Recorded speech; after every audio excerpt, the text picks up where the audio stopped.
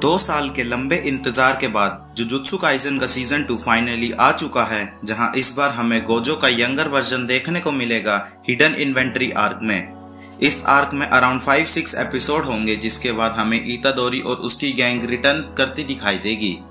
तो आइए अब बात करते हैं जुजुत्सु काइसेन के सीजन 2 एपिसोड 1 की सभी डिटेल्स के बारे में।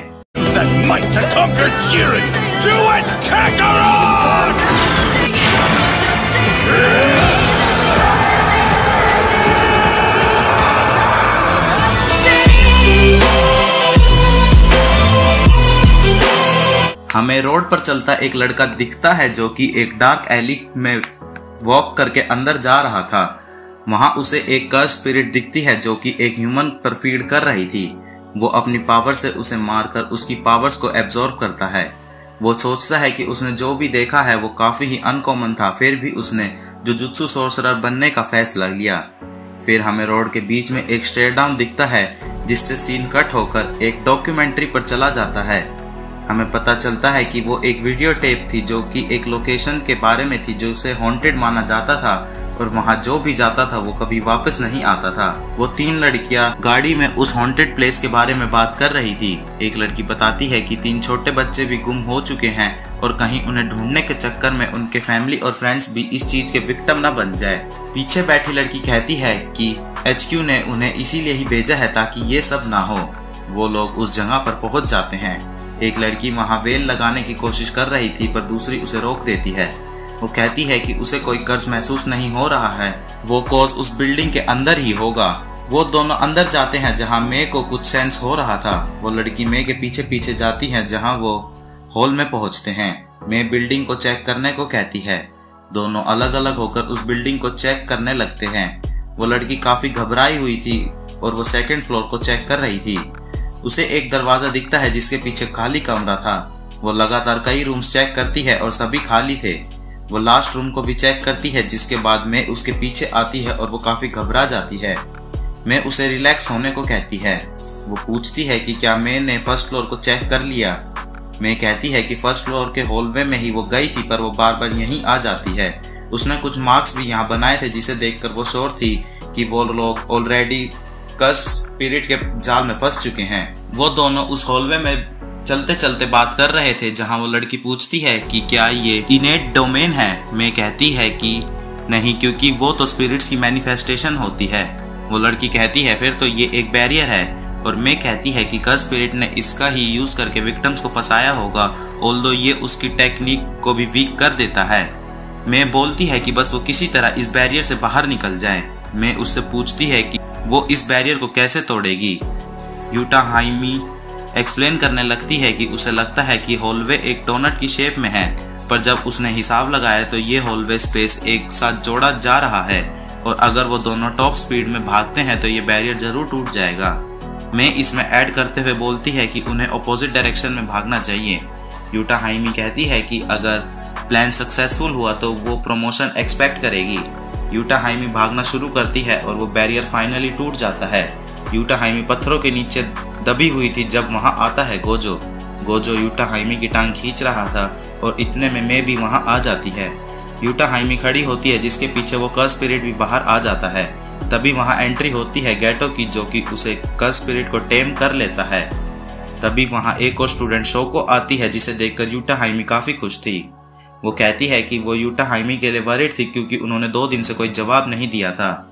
गोजो कहता है कि टाइम को यूज करने वाले स्पिरिट्स काफी रेयर हैं। मैं सोच रही थी कि सिंस उसने 2 दिन का काम किया है तो वो एक्स्ट्रा मनी चार्ज करेगी। मैं शोको, गोजो और गैटो से पूछती है कि क्या उनमें से किसी ने वेल लगाया था। तीनों ऑकवर्ड फेस बना लेते हैं। न्यूज पर यह बात आ गई थी, जिसे एक गैस एक्सप्लोजन कहकर कवर अप किया गया था। वहां वो तीनों सोर्सरर यागा के सामने बैठे थे, जो उनकी क्लास लगा रहा था। वो गोजो को एक पंच मारता है एज पनिशमेंट। गोजो कहता है कि वेल बनाना जरूरी है ही क्यों, जब नॉर्मल लोग कर्स स्पिरिट्स और कर्स टेक्निक्स को यूज ही नहीं कर सकते। गैटो उन्हें समझाने लगता है कि वेल क्यों जरूरी है। गैटो कहता है कि जुजुत्सु बनाया ही गया था वीक को प्रोटेक्ट करने के लिए। गोजो उसकी बात पर एग्री नहीं करता। गोजो गैटो को काफी इंस्टिगेट करता है, जिस पर गैटो उसे ये सब बाहर सेटल करने को कहता है। शोको वहां से भाग जाती है कि तभी यागा वहां आ जाता है। उसको देखकर दोनों स्ट्रेचिंग करने लगते हैं। यागा उन दोनों को एक मिशन असाइन करता है। उनके मिशन के 2 गोल्स थे। स्टार प्लाज्मा वेसल टेंगेन के साथ कंपैटिबल था, उन्हें उस लड़की को मिटाना था। गोजो ये सुनकर शौक था। वो रूम में जाते हैं जहां यागा उन्हें बताता है कि टेंगेन के पास कर्स्ड टेक्निक ऑफ इमोर्टैलिटी है, जिसके चलते उसकी एज भले ही बढ़े पर उसकी बॉडी एक लिमिट तक ही बढ़ती है। एक एज के बाद उसकी बॉडी खुद को रीराइट करना शुरू कर देती है। वो ह्यूमन नहीं रहेगा और एक हायर फॉर्म ऑफ एग्जिस्टेंस बन जाएगा।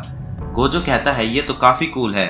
गेटो उसे समझाता है कि उस स्टेट में किसी के पास कोई विल नहीं होती, जिसका मतलब उसकी सारी टेक्निक जुजुत्सु सब टेंगेन की पावर से ही उसे स्ट्रेंथ मिलती है, सब वेस्ट हो जाएगा।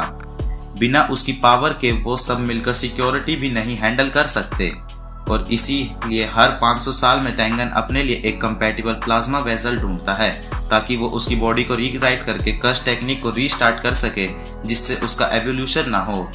गोजो को भी अब ये समझ आ जाता है, पर थोड़ा डिफरेंट वे में। यागा बताता है कि ये वेसल के पीछे 2 ग्रुप्स पड़े हैं। टेंगेन आज से 2 दिन बाद प्लाज्मा वेसल को लेगा तो उन दोनों को उस गर्ल को प्रोटेक्ट करना है और उसे टेंगेन तक सेफली पहुंचाना है।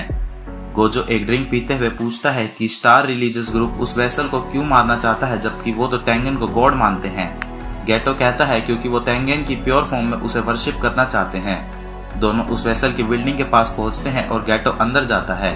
गेटो गोजो को समझाता है कि उसे अपने एल्डर्स की रिस्पेक्ट करनी चाहिए, कि शायद वो एक दिन टेंगेन से भी मिल पाए। गेटो उसके रूम की बेल बजाता है कि तभी एक बॉम्ब ब्लास्ट होता है। गेटो ठीक था, पर वो लड़की गिर रही थी। गेटो फटाफट उसे बचाने भागता है। ये सब ग्रुप क्यू के कॉम्बैटेंट कोकुन का काम था। गेटो उसे बचाने में कामयाब होता है। कोकुन कहता है कि वो लड़की उसे दे दे।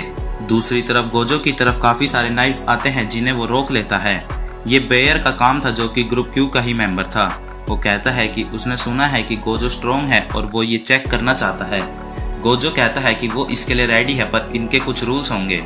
गोजो बोलता है कि वो नहीं चाहता कोई उस पर चिल्लाए। अगर वो ओवर द टॉप चला जाता है और अगर बेयर उससे रोकर माफी मांगेगा तो वो उसे मारेगा नहीं। बेयर ये सुनकर काफी भड़क जाता है। उधर एक दूसरी बिल्डिंग में 2 लोग ये सब खड़े होकर देख रहे थे। उनमें से एक बोलता है कि स्टार ग्रुप के पास भले ही पावर नहीं है और कर्स टेक्निक्स नहीं है, पर उनके पास पैसा जरूर है। वो दूसरे बंदे से पूछता है कि क्या वो उस वेसल के असैसिनेशन में हिस्सा लेगा। वो कहता है कि अब वो जेनिन नहीं है क्योंकि उसने अपने वाइफ का नेम अडॉप्ट कर लिया है।